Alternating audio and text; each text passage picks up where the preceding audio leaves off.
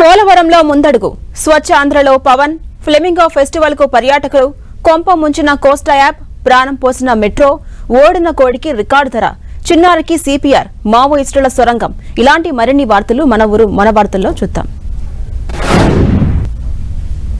గుంటూరు జిల్లా పెదకాకాని మండలం నమ్మూరులో స్వచ్ఛాంధ్ర స్వచ్ఛ దివాస్ కార్యక్రమంలో డిప్యూటీ సీఎం పవన్ కళ్యాణ్ పాల్గొన్నారు. విద్యార్థులతో స్థానిక జిల్లా పరిషత్ హైస్కూల్ ఆవరణను పరిశుభ్రం చేశారు డిప్యూటీ సీఎం. అనంతరం విద్యార్థులతో ప్రతిజ్ఞ చేయించారు. విద్యార్థులతో కలిసి మొక్కలు నాటారు AP deputy CM Pawan Kalyan. అనంతరం స్థానిక జిల్లా పరిషత్ ప్రభుత్వ ఉన్నత పాఠశాలలో తెలుగు తల్లి సరస్వతి విగ్రహాలను ఆవిష్కరించారు.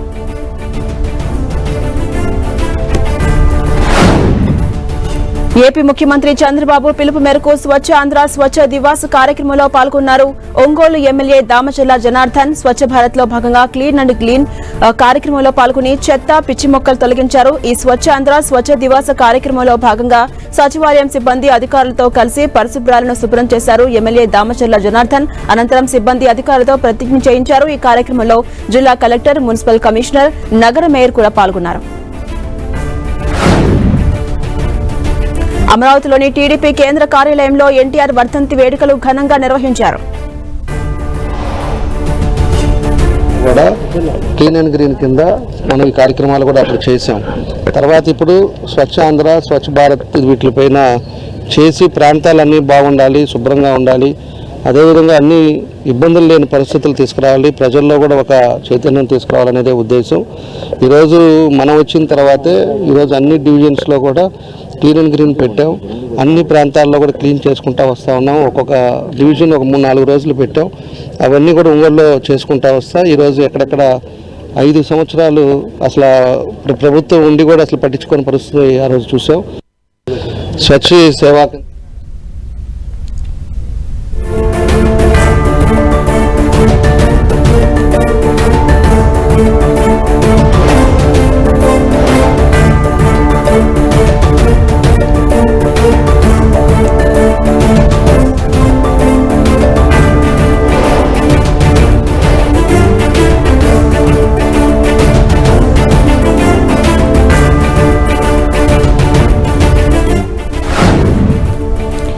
తెలుగు ప్రజల ఆత్మగౌరవ స్వర్గీయ నందమూరి తారక రామారావు 29వ వర్ధంతి వేడుకలు విజయవాడలోని హనుమాన్ జంక్షన్ లో ఘనంగా జరిగాయి. చిల్లింగ్ సెంటర్ ఆవరణలోని ఎన్టీఆర్ కాంస్య విగ్రహానికి పూలమాలలు వేసి నివాళులర్పించారు.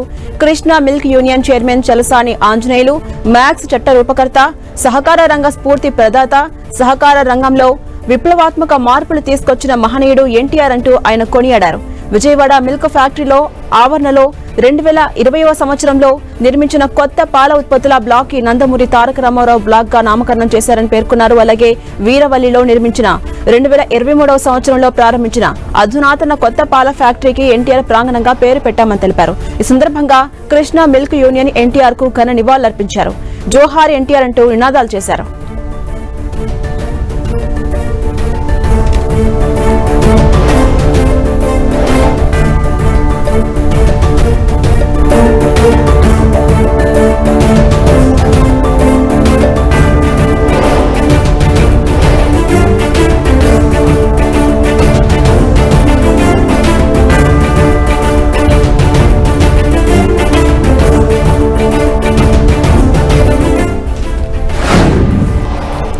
తెలంగాణ పంచాయతీరాజ్ గ్రామీణాభివృద్ధి శాఖ మంత్రి సీతక్క సమీక్ష సమావేశం నిర్వహించారు.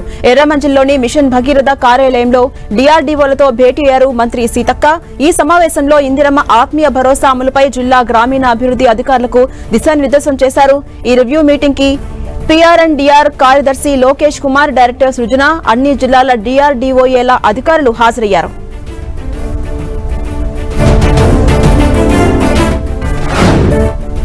ఛత్తీస్గఢ్ సుక్మా జిల్లాలో మావోయిస్టుల సొరంగం బయటపడింది. సుక్మా బీజాపూర్ సరిహద్దులో కూంబింగ్ చేస్తుండగా డీఆర్జీ జవాన్లు సొరంగాన్ని గుర్తించారు. బాంబుల తయారీ కోసం ఉపయోగించే పదార్థాలు స్వాధీనం చేసుకున్నారు. తుమ్రేల్, తల్పేరు నదుల మధ్య ఈ సొరంగం ఏర్పాటు చేశారు మావోలు.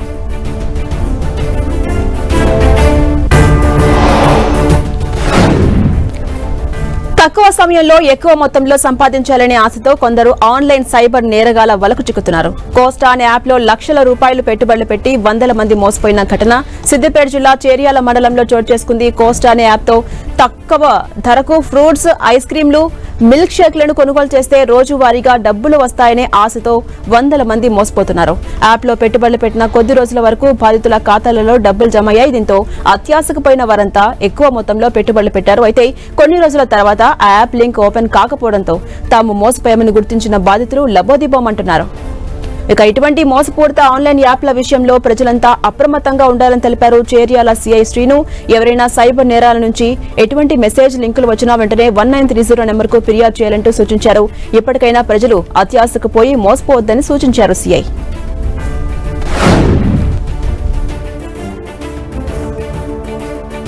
మంది ప్రజలు గురైనట్లుగా మీడియా ద్వారా ఇతరత్వ సాధనాల ద్వారా తెలుస్తుంది.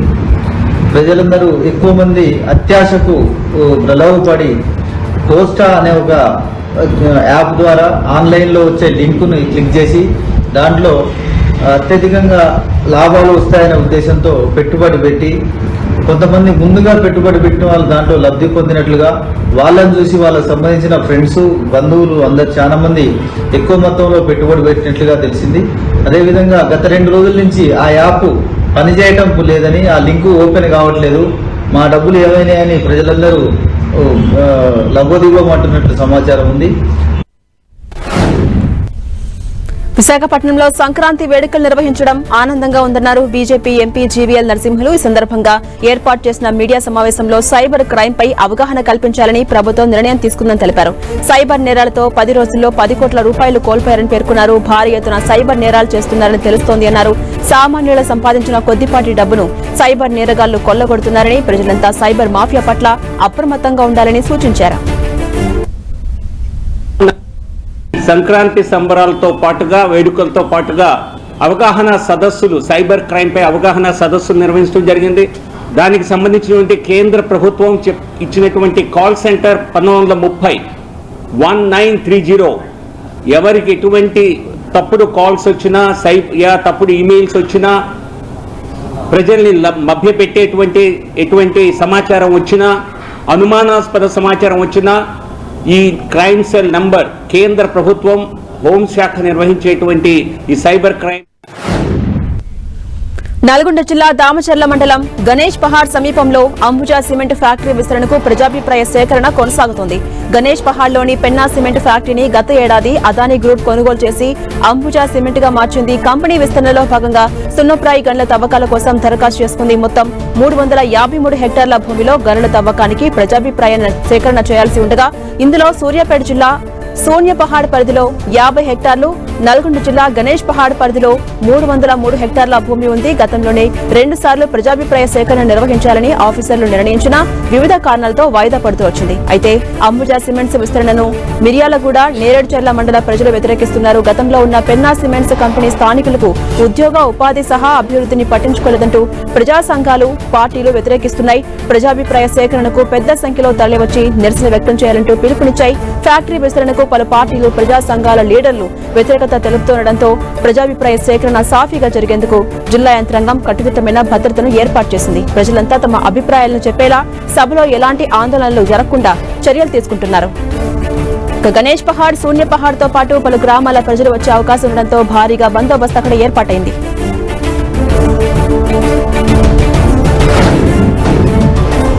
ఖైరతాబాద్ సర్కిల్ వెంకటేశ్వర నగర్ సర్కిల్లో పర్యటించారు ఎమ్మెల్యే దానం నాగేందర్. టీఆర్ఎస్ భవన్ నుంచి బంజారా లేక్స్ వరకు ప్రతిపాదించిన బాక్స్ డ్రైవ్ పనులను పరిశీలించారు.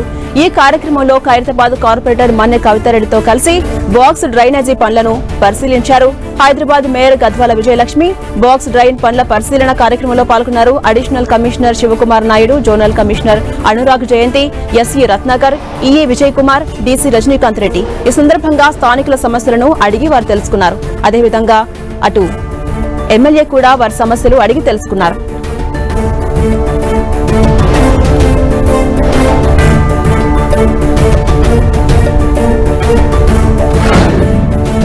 మెదక్ జిల్లా చేగుంట మండలంలోని వడియారం జిల్లా పరిషత్ ఉన్నత పాఠశాలను ఆకస్మికంగా తనిఖీ చేశారు జిల్లా కలెక్టర్ రాహుల్ రాజ్. తరగతి గదిలో విద్యార్థులతో ముచ్చటించి పాఠాలు చెప్పారు. విద్యార్థులంతా ఏకాగ్రతతో చదివి 100% ఉత్తీర్ణత సాధించాలని తెలిపారు. తల్లిదండ్రులు సైతం విద్యార్థుల చదువులపై దృష్టి పెట్టాలని కోరారు. అదనపు క్లాసులు పెట్టి పిల్లలు ఉత్తీర్ణులు అయ్యేటట్టు చూడాలంటూ ఉపాధ్యాయులకు సూచించారు కలెక్టర్.